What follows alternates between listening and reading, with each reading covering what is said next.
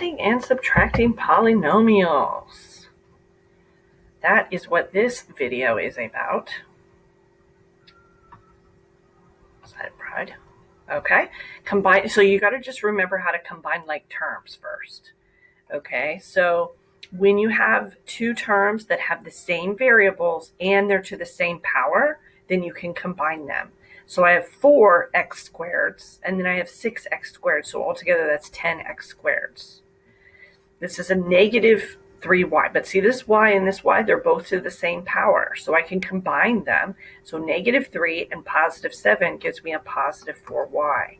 If I was trying to combine 4x squared plus 2x, these are not like, those are not like terms. They cannot be combined. So that is simplified, meaning you cannot make it any simpler than that.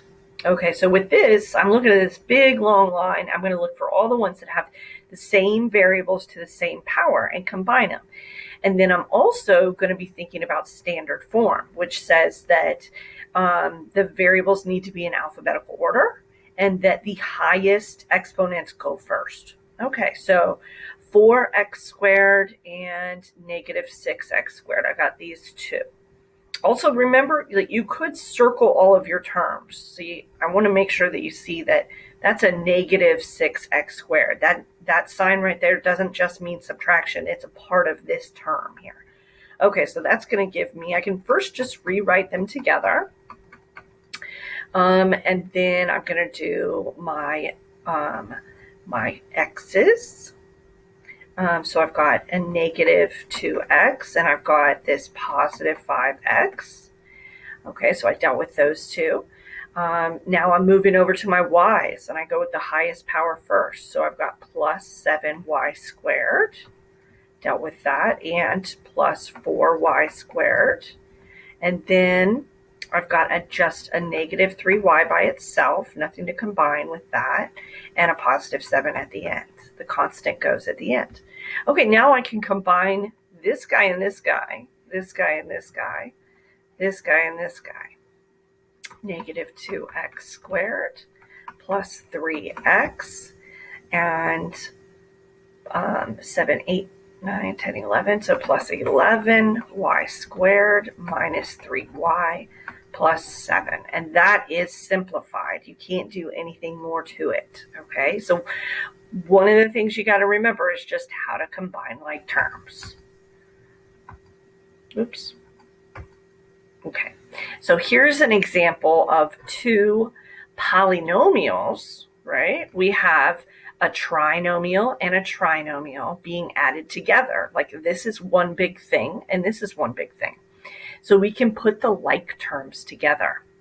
And we want to be doing this in standard form. So one way to do this is to put the like terms next to each other and then combine them. So plus 3x squared. Now I dealt with that and I dealt with that. Now I'm going to do plus 18x and minus 8x. I put a line underneath them after I used them to keep track of what I've already dealt with. And then a positive 15 and a negative 10. And I don't have to put the 15 first. I could have put the negative 10. It doesn't matter. It does matter that I took that negative sign in front of the 10, that I combined it here. Okay, now I'm going to combine these like terms. So if I have negative 2 and positive 3, that gives me x squared. 18 minus an 8x plus 10x's. And then 15 minus 10, it's going to give me a positive 5. Okay, and that's simplified. There's nothing more to do. Now, when you have a negative symbol, see here I have a binomial, and I'm subtracting a trinomial from it. When you do that, you have to subtract not just this 10x, but subtract also this and also this. So it's like as though I'm distributing that negative sign all the way out there. So I'll rewrite. So I just write the first two terms, and then I'm going to make this minus 10x or negative 10x. negative 3x squared, and negative 2. Now I'll combine. I'm kind of skipping the step here where I like rewrote them right next to each other. You can do that. Or you could just look at, I've got 6x squared and a negative 3x. Together that is 3x squared. A positive 7 and a negative 10x. Negative 3x. Dealt with those. And then minus 2 at the end. And then check to make sure, is it in standard form? Because it will be counted wrong if it's not. You really got to make sure you got that standard form thing. So alphabetical order and then highest powers first. Okay.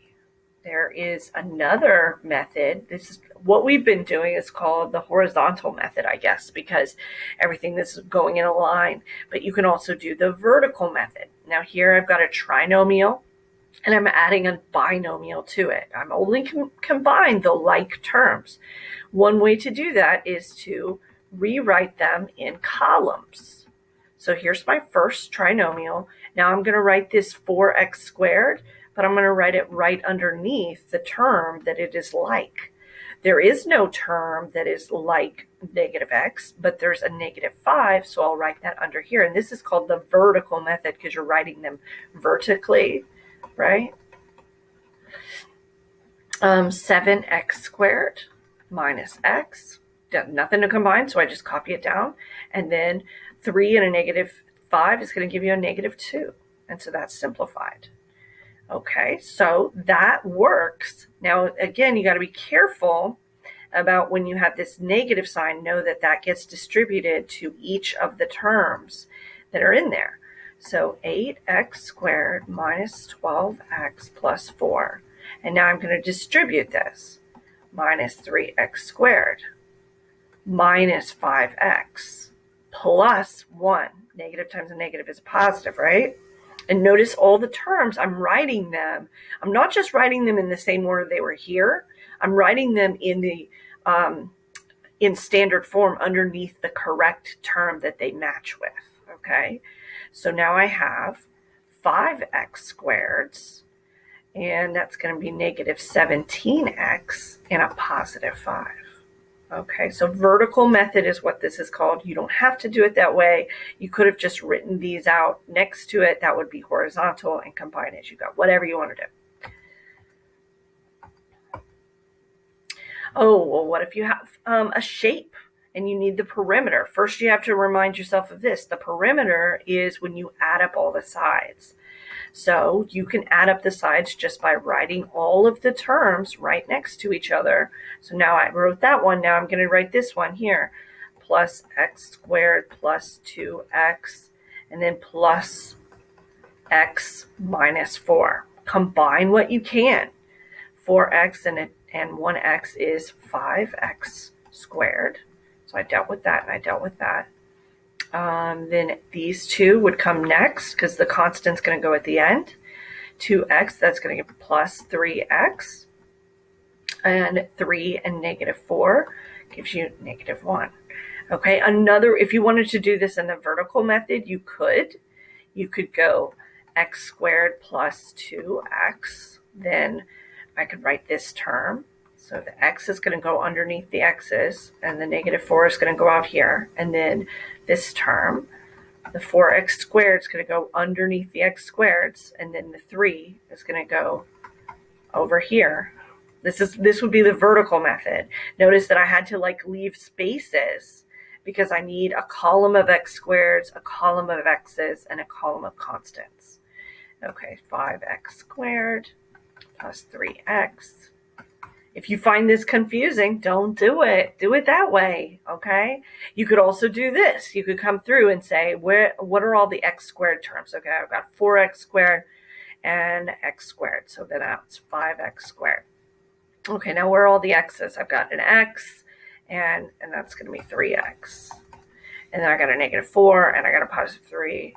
So that's another way you could look at it. Just go through and add up all those terms. Because we're adding, when we find a perimeter, we're always adding.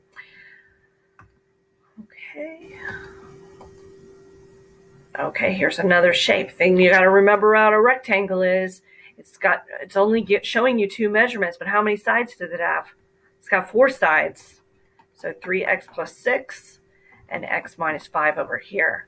So now we can add them. I really like the vertical method for this one. 3x. And then x minus 5 and x minus 5. And so 12 minus 10 gives you 2. 3, 6, 7, 8. Positive 2. So there you go.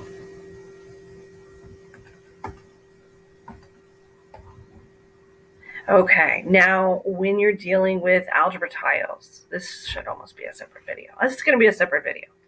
So